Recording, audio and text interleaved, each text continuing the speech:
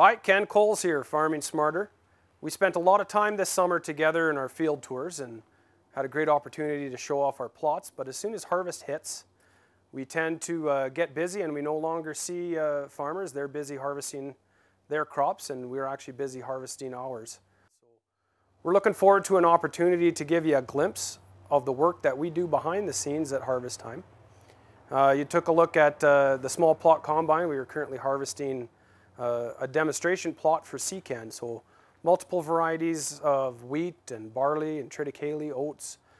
That's being harvested now.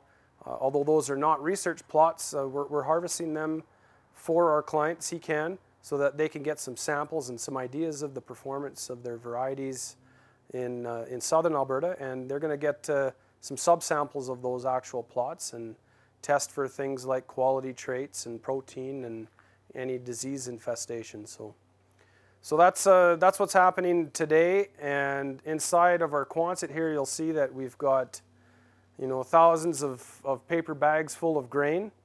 We'll give you a look at what Mike Gretzinger and the crew does, but basically all of our samples are going to come pre-labeled that match our plots.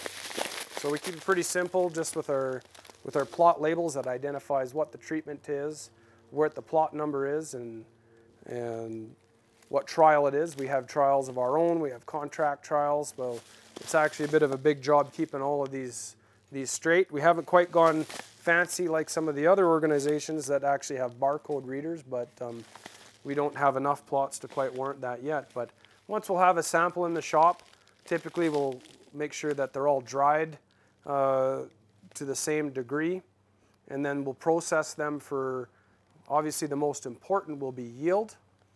We'll test for moisture. We'll take subsamples from these and we'll actually count out a couple hundred seeds, and we'll calculate 1,000 kernel weight based on that. We'll do test weights, and then often we'll take additional subsamples and send them off for further testing. So for example, our Fusarium head blight trial, we'll take subsamples for that. We'll send it to get graded. We'll also get it tested for Fusarium damaged kernels.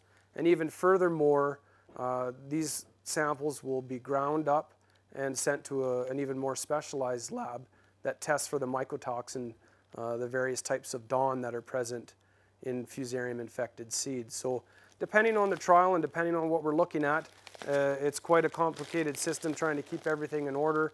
We've got to gather the data, and for us, that's the most important thing in what we're doing. We're not looking so much to fill a grainer.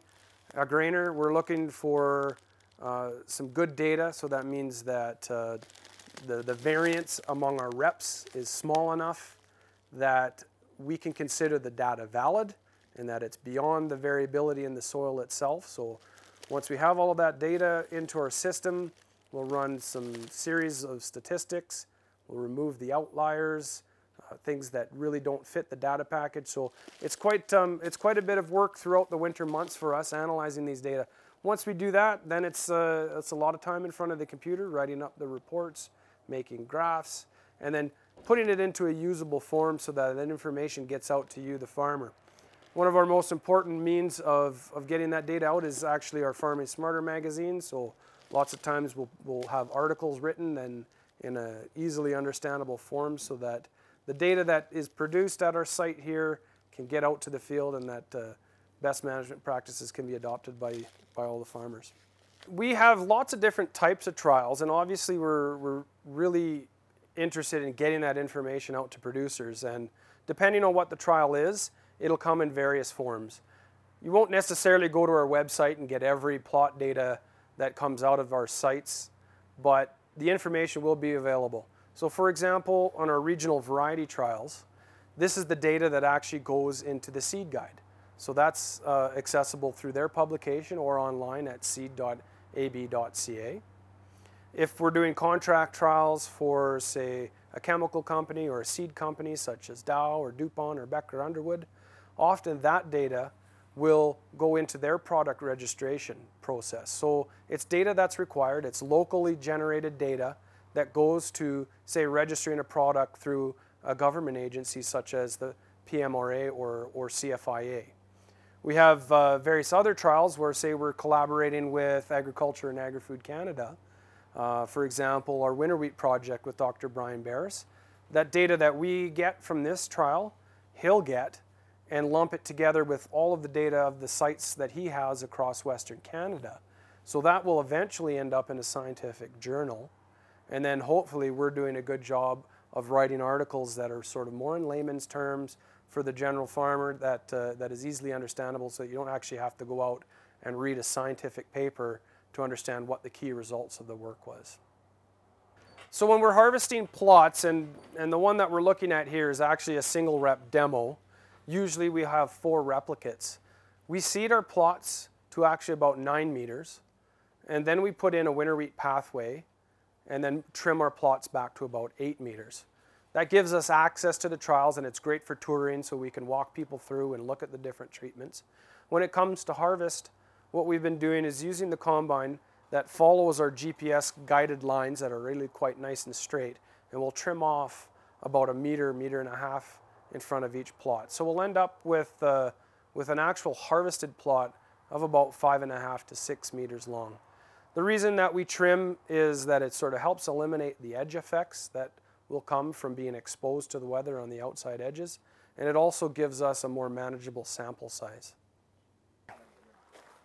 So now we've got some of our samples in the lab, and the first thing that we have to do, Mike is very carefully leveling our scale, and then he's going to tare it for the empty weight of the bag. So it doesn't seem like a paper bag and elastic would weigh much, but you'll notice that he's actually got a label on there as well as the elastic and the paper bag, so that we're tearing, and the weight that we get on our scale is exactly the contents and nothing else. Now, those little details don't seem that important, but they really do make a difference, and we try to eliminate the amount of error that goes into everything we do as much as possible. So Mike would be weighing a sample here, and then the number actually goes straight into our laptop. And with the modern age that we're in right now, we're connected by Wi-Fi to the internet to all of our filing system that's now on the cloud.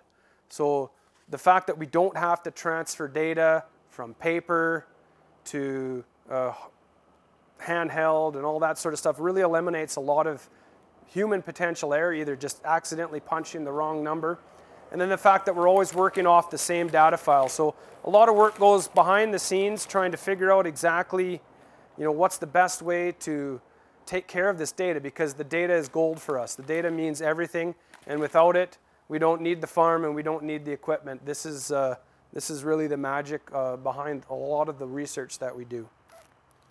So once Mike has a plot weight, and all of that is done for that trial, depending on the trial that we're looking at, it will require additional quality information. So in this case, Mike's actually going to test a sample for moisture and test weight. And we're going to be using this Dickie John instrument here, which is not unlike what a farmer could potentially be using just to test for moisture. While they're doing this, they'll take a subsample out into a small envelope, and we'll count out 100 to 250 seeds depending on the crop, and we'll then weigh that sample and use it to calculate the 1,000 kernel weight. And that's an important measurement. That's basically a measure of the seed size. So first thing we have to do is level this and calibrate.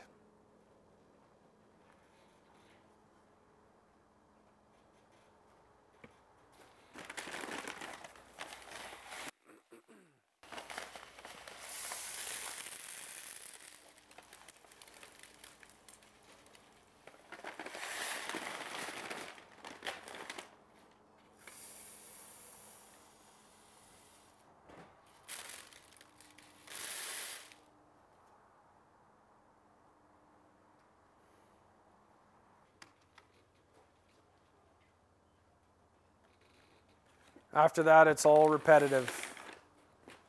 We'll take samples to the Ag Canada lab, and if it's required, we'll borrow their NIR for protein measurements.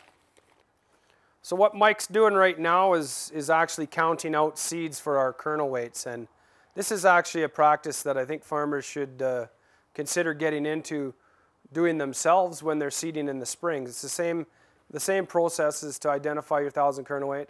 Lots of times when you're buying seed, they'll actually have that information for you, but it's this type of measurement that you'll need to do a quick calculation and base your planting population on actual seeds per area, so it's seeds per meter squared, instead of the traditional route of bushels per acre, which is a volume measurement. So this information is getting to be more and more important as growers are really refining what they're doing within their seeding practices. And this really applies for any type of crop that you're growing. So canola is actually really nice because it comes, when you buy a bag of canola seed, the 1,000 kernel weights on the bag itself. So all you have to do is do a quick calculation and decide on your planting population and calibrate accordingly. So Mike's counted up 100 seeds here now, and he's tared his little analytical weighing boat there and weighing the seed that's left over. If we're using a smaller seed where 100 seeds doesn't weigh enough, we'll count more, or we'll use a more accurate balance. So in this particular case, Mike came up with a 1,000 kernel weight of 33 grams per 1,000 seeds. Now we've seen that vary from as low as 3 for canola, 3 grams per 1,000, all the way up to 300 plus and even 500 plus when you get into the faba beans. So there's a huge, obviously, difference in the different seeds. But even within each class, say wheat alone or hard red spring wheat, we've seen 1,000 kernel weights range by almost 100%. So that type of difference is going to make huge impacts on your seeding out in the field. Okay, so you can see we've got samples strewn out all over our shop, and while it looks like a good winter job, we actually are quite pressed to process all of this data, to process these samples as fast as we can. The people that we're usually doing contracts for or are working together on projects, they want to get this data in as fast as possible. Again, as an example, the regional variety trials, they want their data as fast as they can so that they can run the statistics and get that into the publication so that farmers can actually use the information in their choices for varieties for next spring.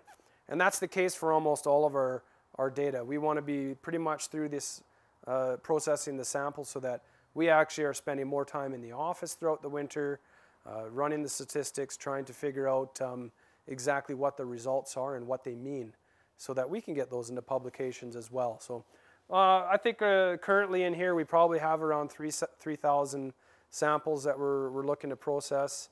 The range varies. It's only part of the work that we do. We certainly focus some work on our small plot, but we also have field scale research that we do, and the extension side of our work is also keeping us busy. So we'll be planning conferences and such throughout the winter as well.